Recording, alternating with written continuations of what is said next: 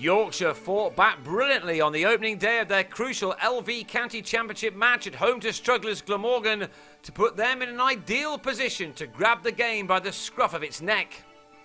Andrew Gale won the toss and inserted for the early start in September, but if he was expecting the ball to move sideways and for the Glamorgan batsmen to fall easily, he was mistaken, as Nick James and Will Bragg in particular got the Welshmen off to one of their best starts to a game this year. Having just won a game they had to by chasing more than 300 to defeat Gloucestershire in Scarborough, Yorkshire came into the penultimate round of matches of this season in the promotion places, but 19 points behind the leaders and only 4 points ahead of third place Kent. They would have wanted, and perhaps expected, a number of wickets in the morning session, especially as the pitch had a distinct green tinge to it, but as it was to turn out, they didn't manage even a single success. They did have one chance as Adam Lyth spilled a tough opportunity at slip to let James off the bowling of Azim Rafiq. Bragg was the freer scorer of the two Glamorgan openers, and he went to a fine 50 with his 10th four off his 83rd delivery. This was not what Yorkshire would have been anticipating. Bragg has been a little inconsistent with the bat this summer, and this was just the fourth time he'd reached a 50. On none of the three other occasions had he been able to convert that into 100, but he was looking in impressive form here on what was one of the better days of the summer in terms of the weather in Leeds. Finally, 20 minutes after lunch and after trying for 37 overs, Yorkshire got their much-needed breakthrough as James nicked a wide ball from Ryan's side bottom behind.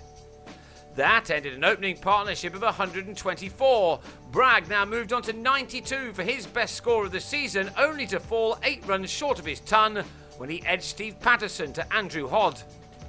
Glamorgan had given a first-class debut to David Lloyd, a 20-year-old beneficiary of the Tom Maynard Trust, and he now is at the crease with Stuart Walters, who'd scratched around a bit at the start of his innings, but was now looking to continue his recent excellent form. Lloyd, understandably nervous, had seen out 7 balls without getting off the mark, and then to his 8th he edged a drive off Patterson to Hodd. Yorkshire, crucially, were now in the game, but missed a chance to get rid of Walters, who was put down by Gary Ballance at slip. That allowed Walters and Ben Wright to begin to forge an important partnership for the 4th wicket.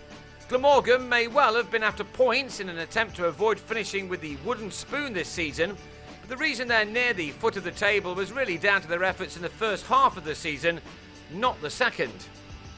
They were just short of earning a first batting bonus point here when Walters on 42 was well taken by Lyth off Azim Rafiq shortly before tea.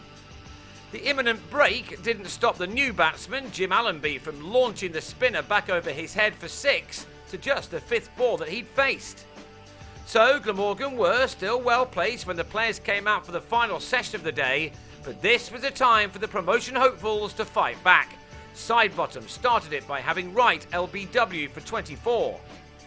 221 for 4 soon became 223 for 7 as Anthony McGrath had Allenby taken at slip by Lyth for 14. And then 5 balls later, the bowler dismissed Graham Wagg for a duck. Now Yorkshire were upwardly mobile. All the hard work of the morning was being undone for Glamorgan. John Glover was bowled by Patterson. Just before the second new ball was due, Mark Wallace was spectacularly caught by Phil Jakes at short leg. It's a take that is well worth seeing again for both the anticipation and reaction from the fielder.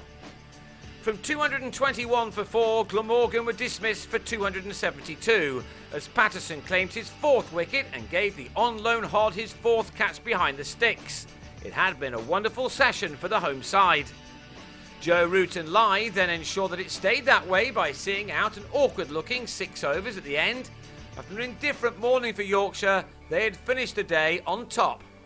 So if they can match their efforts of the second half of this day, then they'll be handily placed to force a result which will leave promotion in their own hands going into the last week of the summer. Yorkshire will resume on day 2 on 20 without loss, 252 runs adrift.